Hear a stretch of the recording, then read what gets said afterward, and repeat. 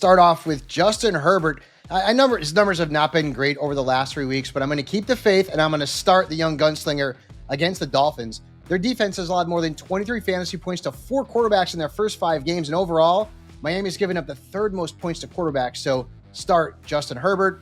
I'm also going to start Matthew Stafford. I think he's a good streamer this week. He's red hot. 6 touchdowns, 53 combined fantasy points in his last 2 games.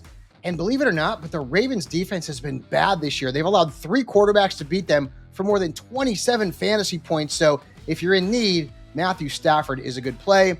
Quarterbacks I'm fading, and I'll start off with Justin Fields. And I told you to play him last week, and he had a huge game, 25.9 points. But almost 19 came in the 4th quarter in garbage time against the Cowboys. Before that, he had just 7.3 points. And I don't love the matchup against the Broncos. They've allowed 13 points per game to quarterback, so beware Justin Fields. And beware Tua Tagovailoa. And I didn't like him last week, and he had a good game, nearly 23 fantasy points, but he had been held to 16 or fewer points in 3 of his first 5 games. And the Chargers have allowed just 13.7 points per game to quarterbacks this season, so I think Tua is probably more of a super flex option in week 6.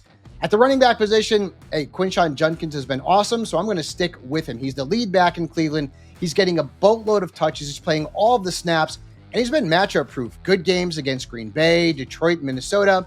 And now he's got the Steelers, who've allowed 3 running backs to beat them for over 16 points. So start Quinshon Judkins and start J.K. Dobbins. Listen, he's been phenomenal, guys.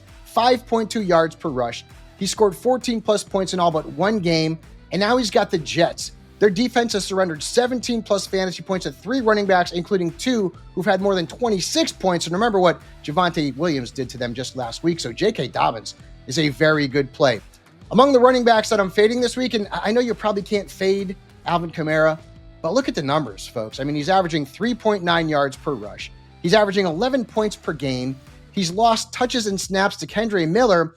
And now he's got the Patriots, who just held fantasy superstar James Cook to fewer than 5 points. I get it. You probably can't sit Alvin Kamara, but temper your expectations. At running back, as another sit, how about Chase Brown? And I had you sit him last week. The matchup was not good. The numbers were not good. And he's really been a shell of his former self without Joe Burrow. And now he's got Green Bay. They're giving up just 3.7 yards per rush. And that defense has held all but 2 running backs to 25 or fewer rushing yards over their first 4 games. So beware Chase Brown. Moving on to the wide receivers, I love Tetairoa McMillan this week. He hasn't had that big breakout game yet. I think it might come this week against the Cowboys. They have struggled against perimeter receivers, giving up 15 plus points to 6 wide receivers, regardless of linemen as well.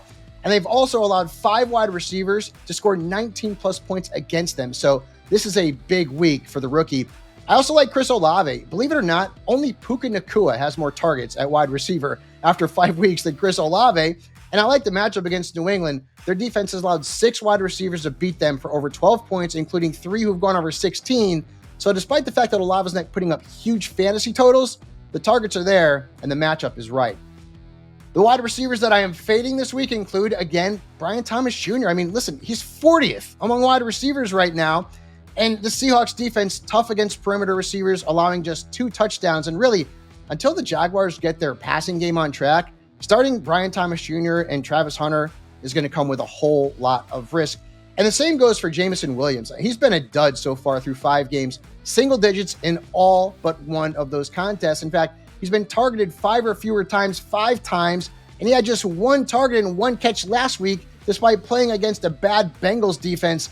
I'm fading him until further notice, and I don't love the matchup against Kansas City. Moving on to the tight ends and Tucker Kraft, 10 plus points in 2 of his 3 games before Green Bay's bye week. And now he's got the Bengals. This is a great matchup. No team in the league has allowed more fantasy points at tight ends this year. In fact, their defense has given up 13 plus points to 3 tight ends in 5 games. So start Tucker Kraft and start Hunter Henry. I didn't like him last week, and he did not have a good game, but get him back into your lineup this week. Look at the matchup against the Saints. In their first 5 games, New Orleans has allowed 5 tight ends to score 9 plus points, and Theo Johnson just beat them for 2 touchdowns last week. So Hunter Henry is in my top 12. Among the tight ends I'm sitting, I'm going back to the well again, folks. Mark Andrews. He had 22 yards last week. I told you not to play him. And now if you look at the numbers, 4 times in 5 games, he's been held to 30 or fewer yards. He continues to lose snaps to Isaiah Likely. Lamar Jackson is banged up. And this isn't a bad matchup on paper. I just don't trust Mark Andrews. I don't trust the Ravens offense, to be quite honest with you. And then finally, Kyle Pitts. And I know that before the bye, he had a huge game, nearly 19 fantasy points against Washington. But remember when I told you to sit Hunter Henry, it was all about the matchup, and that's Buffalo. And Pitts has Buffalo this week. Listen to this stat. They have not allowed a tight end to score more than 7.5 points in a game this season. That includes facing Mark Andrews, Hunter Henry, and Juwan Johnson. So fade Kyle Pitts on Monday night.